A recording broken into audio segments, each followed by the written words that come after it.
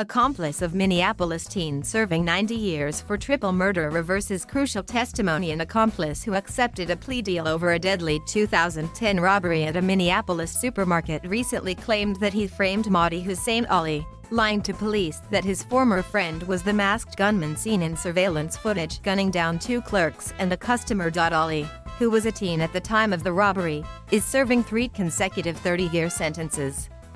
Testimony from 2 other teenagers helped secure his conviction for the murders of 3 men during a botched robbery on January 6, 2010, inside the Seward Market on Franklin Avenue, that rocked Minnesota's Somali-American community.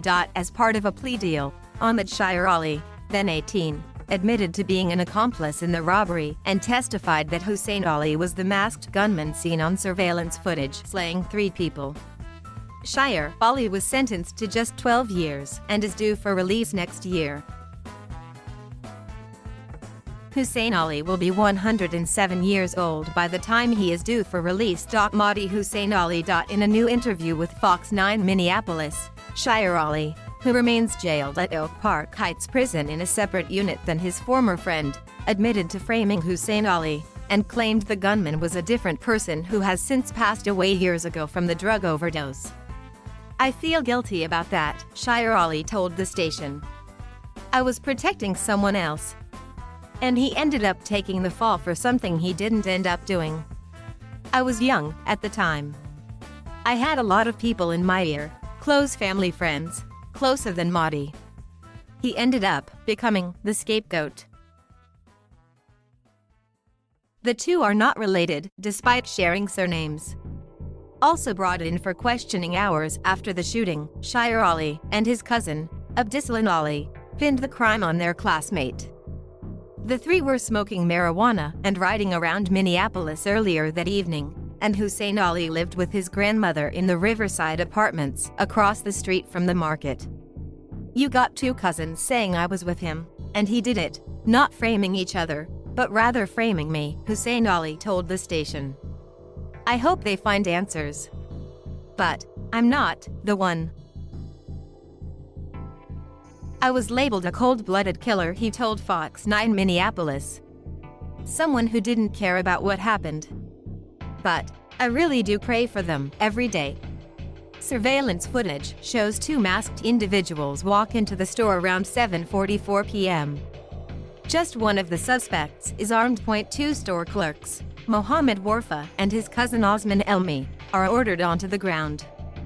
The unarmed accomplice goes to the back of the store to rob 2 customers, who later lock themselves in a freezer.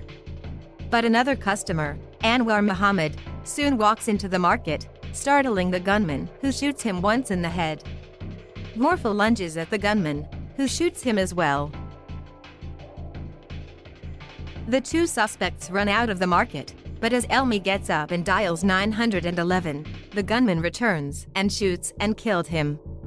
He fires another round at Muhammad, dying on the floor before fleeing again. Mahdi Hussein Ali was a teenager at the time, between the ages of 15 and 17, according to conflicting U.S. immigration and dental records and a Kenyan passport previously examined by the court to determine whether he would be tried as a juvenile or an adult. He was ultimately tried as an adult. Hussein Ali said he came to the U.S. as a Somali refugee. He was living in Nairobi, Kenya, when a friend died tragically and the boy's grieving parents convinced him to assume their son's identity. The adults who promised to care for him split after arriving in Minneapolis, and Hussein Ali said he grew up on the streets and in different group homes, shoplifting to get by. Hennepin County Judge Peter Cahill, who gained notoriety this year for handling the trial of former Minneapolis police officer Derek Chauvin, convicted in April of the unintentional murder and manslaughter of George Floyd, previously sentenced Mahdi Ali to life. After a separate Miller v. Alabama U.S. Supreme Court ruling decided life sentences for juveniles could be unconstitutional without weighing the potential for young offenders to be rehabilitated, Cahill was forced to amend his sentencing for Mahdi Ali. The Minnesota Supreme Court upheld the conviction twice.